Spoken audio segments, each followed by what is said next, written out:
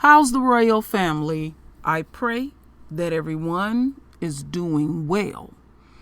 Well, my royal family, just gonna let y'all know, and I forgot to bring this up. Let me go over here real quick. I put something up on Anchor Family. Let me go over here. I have a Anchor. And let's step into it. And I'll have everything there. So once you finish listening to this premiere, go to Anchor. You can go to my community tab too as well. It is there. So anyway, my royal family. Let's get back over here to this coon who deceived Breonna Taylor's mother. You don't deceive anybody's mother at all. And it is disgusting how he performed the other day. And some of the things that I said that was going to happen to him, I'm starting to see. And we're going to learn some things about this coon. I refuse to call him by his name. I have absolutely no respect for him because he's toying around with people's lives. So over here on Heavy, they're making it known that he is not married to Mitch McConnell's granddaughter. They are not related at all. Now, they could have put that up long ago, my royal family, but believe it or not, now they want you to know some things about Mr. Fakeness. Now, I found out he was married before. And the woman he was married to, only thing I could gather, her name is Elizabeth. And when I was doing my deep research, I found out that he made a point of getting as much as her information retracted. So you're not going to find no image or anything. Only thing you're going to do is find a name. It was a very short marriage. Most likely it was a Becky. Now, he, look how she holding on to him and all of that. But that right there is a diss, because that was supposed to be a feather in his cap, being, unquote, married to Mitch McConnell's granddaughter. Now, he did go to the wedding. I did find out that Mitch McConnell called him one of his proteges. Trump, he likes him because he's lock in step. So we know how they get down. He has demonstrated. He has shown that he has no problem doing whatever it takes to not help his own at all. So now there's demands being made of him. So let's listen to this video and hear what the governor has to say. And now live, the governor of Kentucky, Democrat Andy Beshear. Governor Beshear, thank you very much for making the time with us this morning. Thanks for having me. So the job of the system is to present evidence. Basically, citizens choose whether to return an indictment. Is that what happened here? Did the system work? Well, all of us, as we sit here today, know what we've been told, but we haven't been able to see the information ourselves. I trust the people of Kentucky and the people of America with the truth.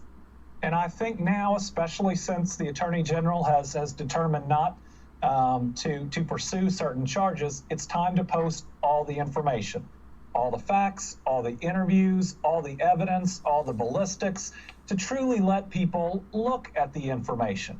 And one of the problems we've had over the last 6 months is a total lack of explanation and information.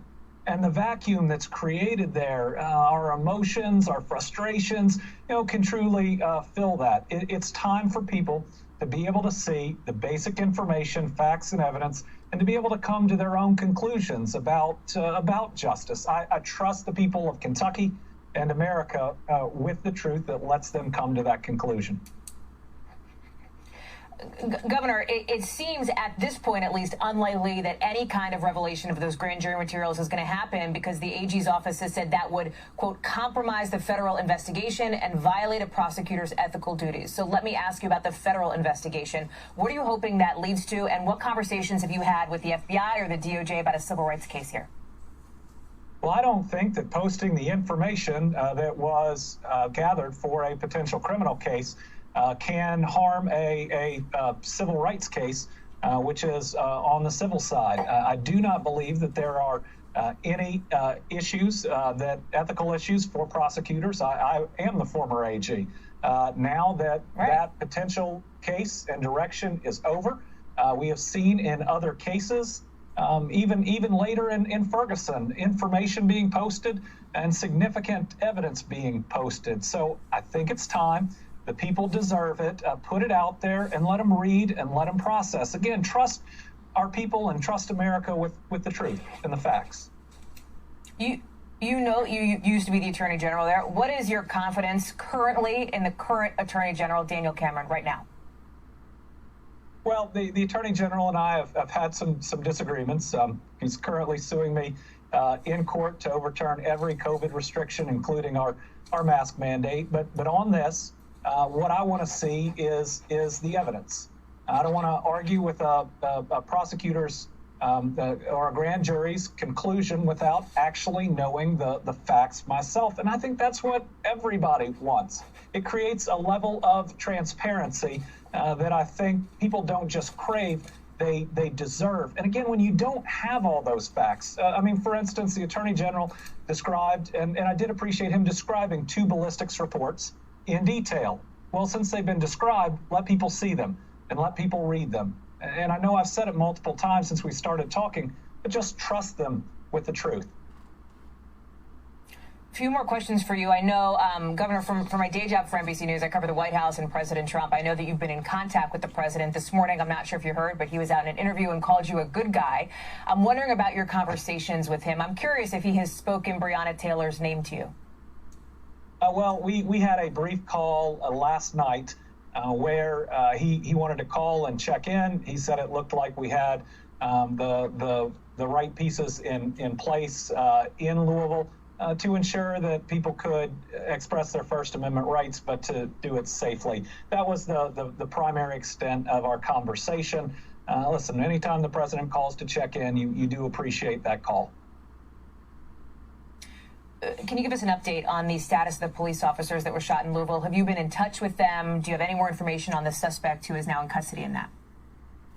So I don't have any information on the suspect, but I did talk to a major, one of the law enforcement officers shot last night personally. Actually, he was doing really well, amazingly well, surrounded by his family and friends, and he thought he was going to get to go home last night. We even talked about our kids. We both have kids that we didn't separate enough, just about a year apart apiece, and just listening to his optimism and his condition, and certainly warmed my heart.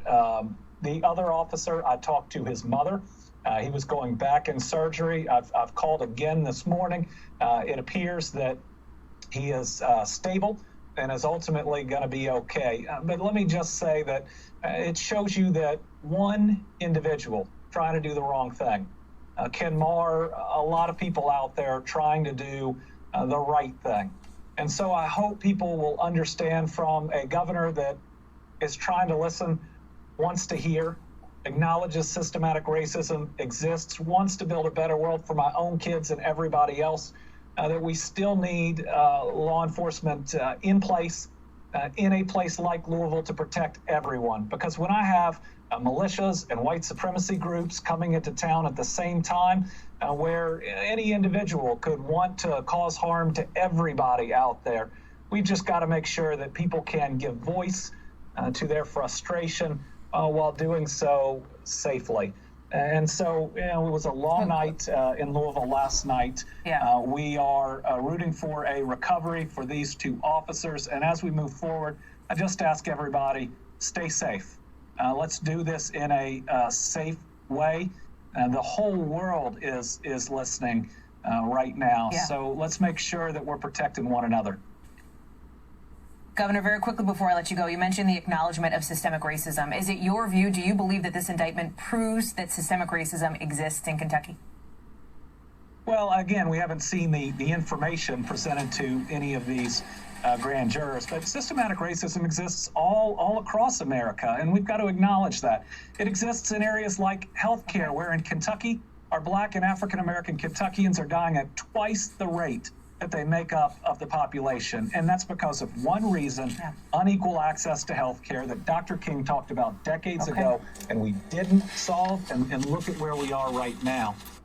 All right, my royal family. So we hear that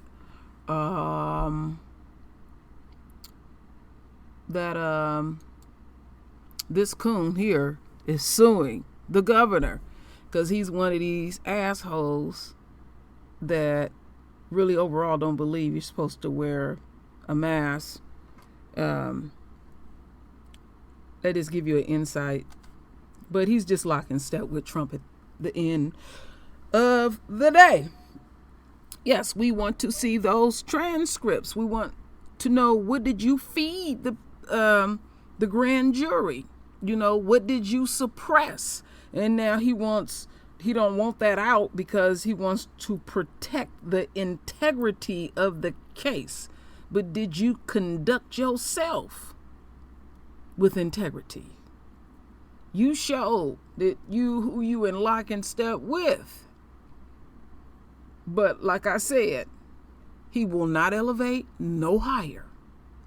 And now it's starting to come out certain things about him. So listen to this.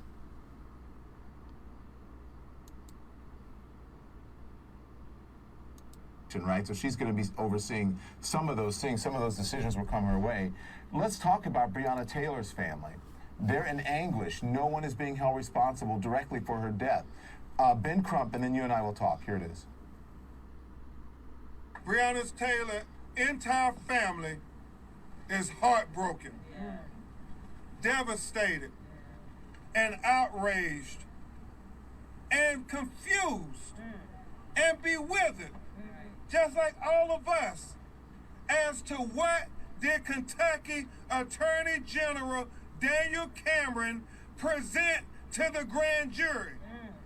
Did he present any evidence on Breonna Taylor's behalf?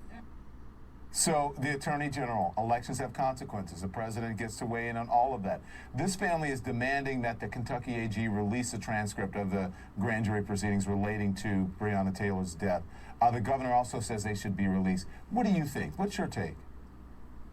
I think that is appropriate in this case, because this has been such a flawed process, and people are questioning the very integrity of the law, the very integrity of the process. And let's face it, the Attorney General, Daniel Cameron, we know that he has no criminal trial experience, none whatsoever. And to have him be the top prosecutor in the state of Kentucky is really, really inappropriate. It's sort of an abomination of the process.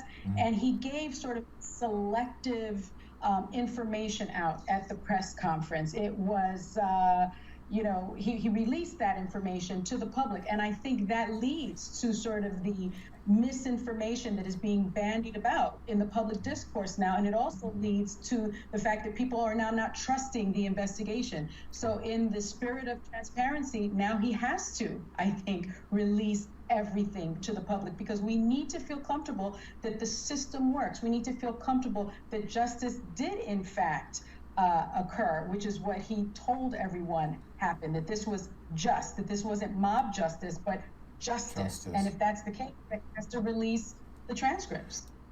Now, did y'all catch that, my royal family? He has zero trial experience. And when I was doing my research about that, he didn't even qualify to even run.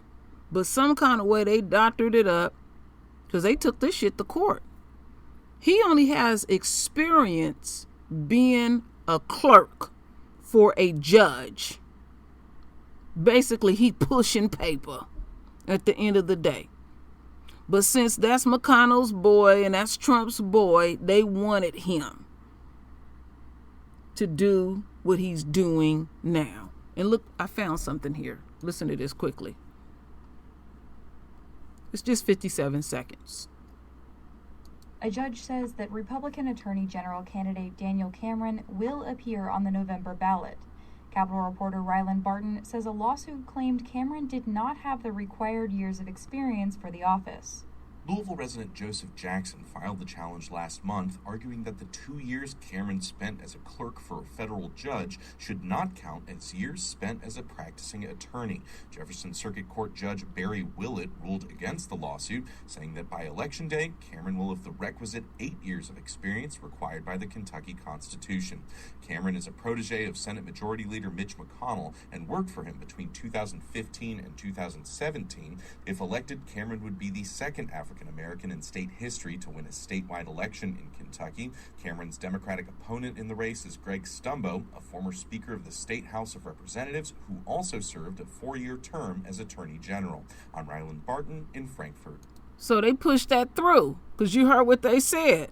Mitch McConnell's a protege. And we know Mitch McConnell don't mind breaking the law. He break the law every day. As soon as he get up and start breathing, even when he just breathing, he breaking the law in line and being grimy and nasty and anything. And you know Mitch McConnell is racist to the core.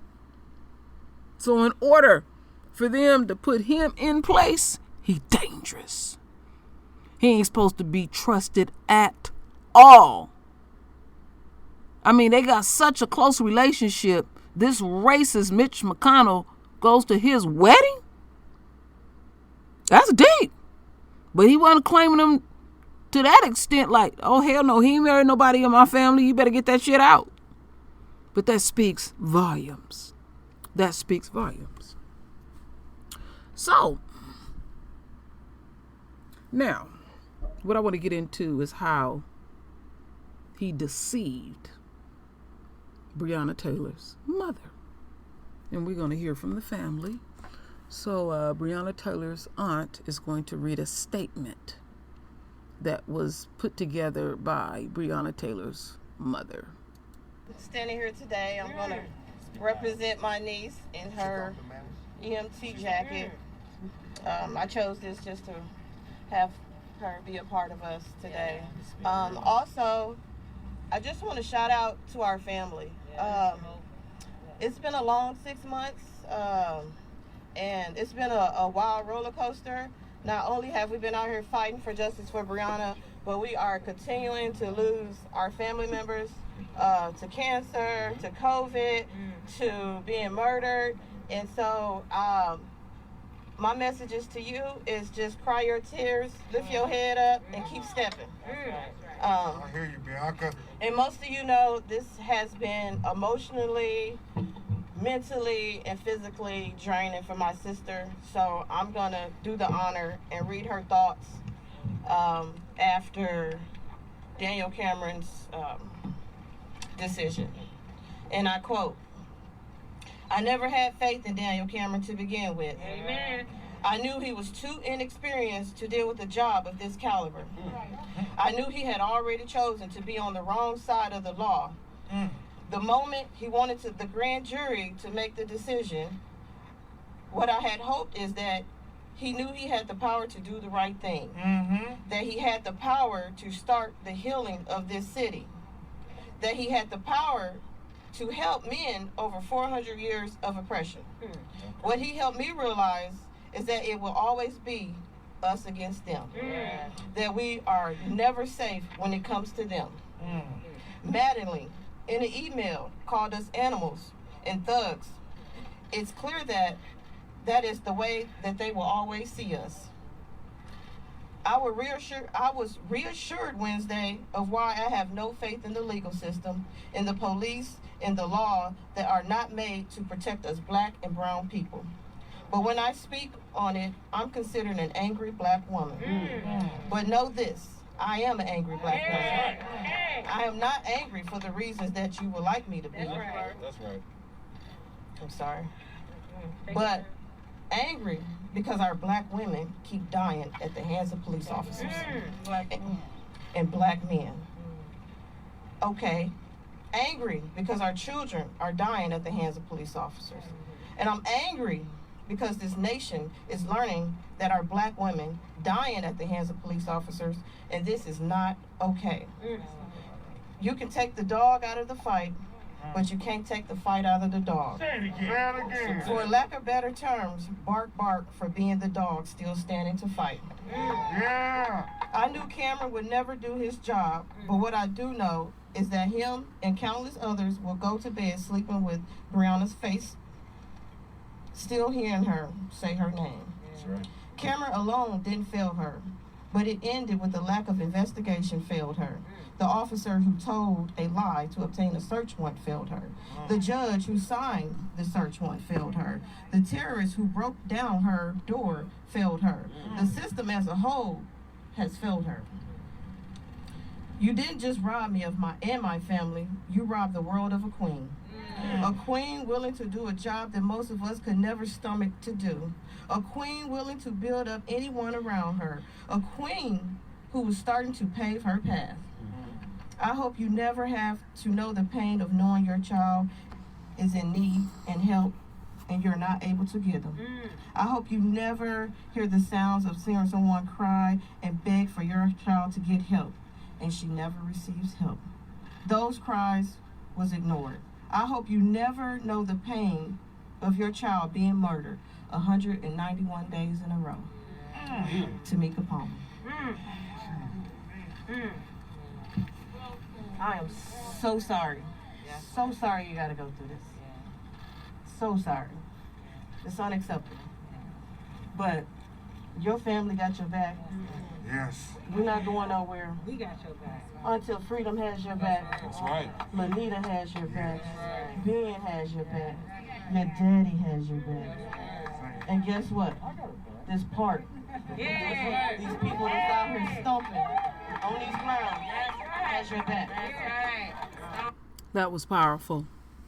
And it is it's really hard for me to see this queen going through this anguish and having to keep reliving it. And you got this motherfucker worried about how he gonna elevate through the system. You're not gonna elevate. You're not gonna elevate. Because what you don't understand is that you accepted in the spirit world your fate. Oh yeah. You heard what I read the other day. One of them cops is having night terrors.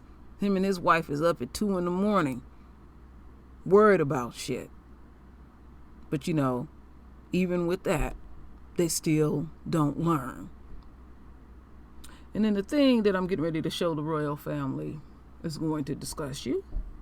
You always got somebody trying to capitalize off our pain. Check this out.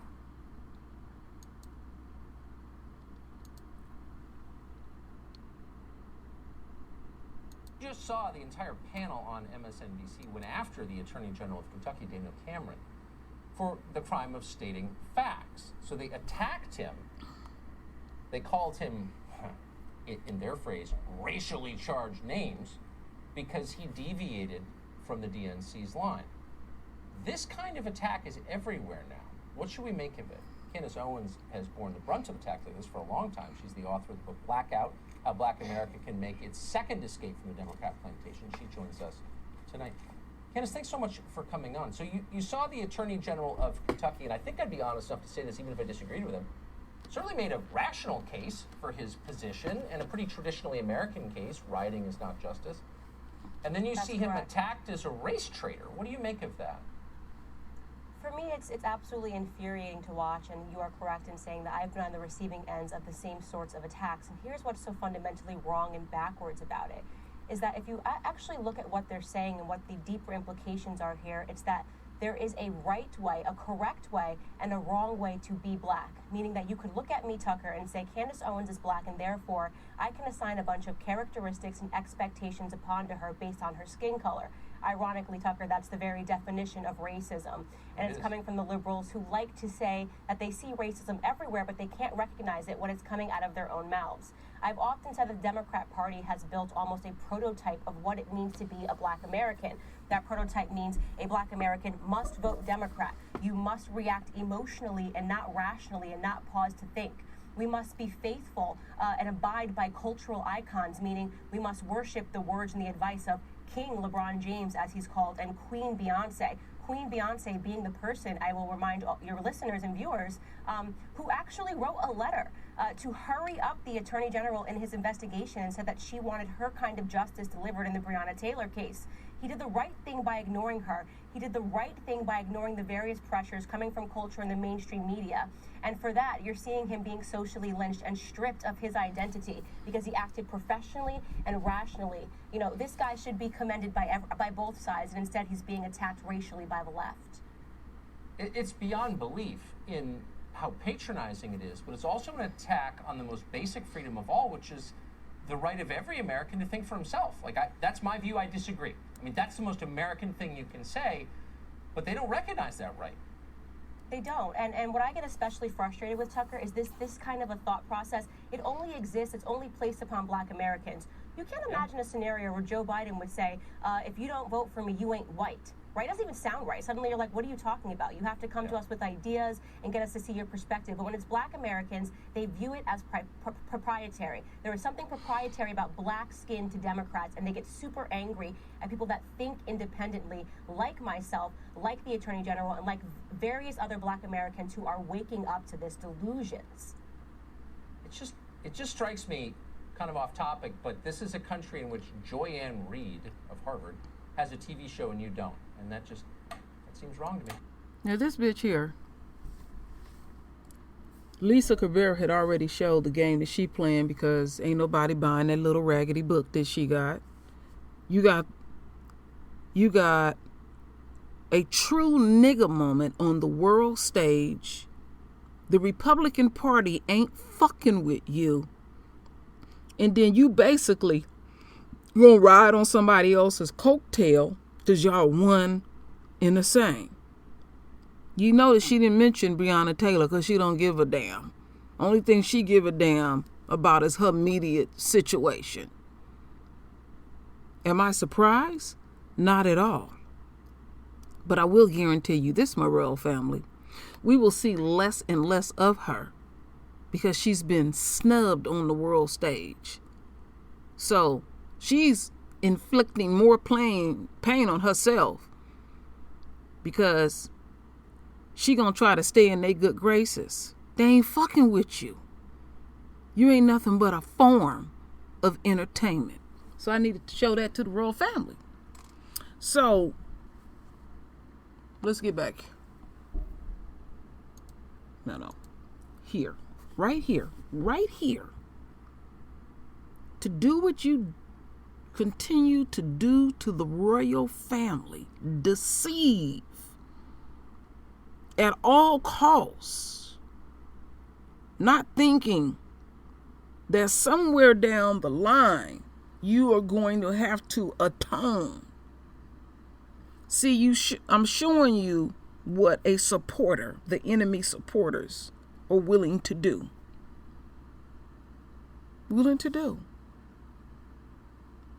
Because somebody like this coon here, his God is the enemy. So he gonna do everything he can to appease. That is it, and that is all. I have already spoke on he ain't gonna elevate.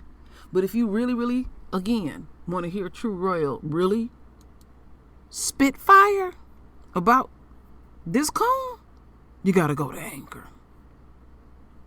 I'm very unforgiving how I speak about this coon. I had to release that. You'll feel me, my royal family. But I need to feel you too. Because your voice is extremely important. So render your voice with your beautiful divine words. And as always, my royal family, thank you for your love. I thank you for your support. And with that said, Ashe.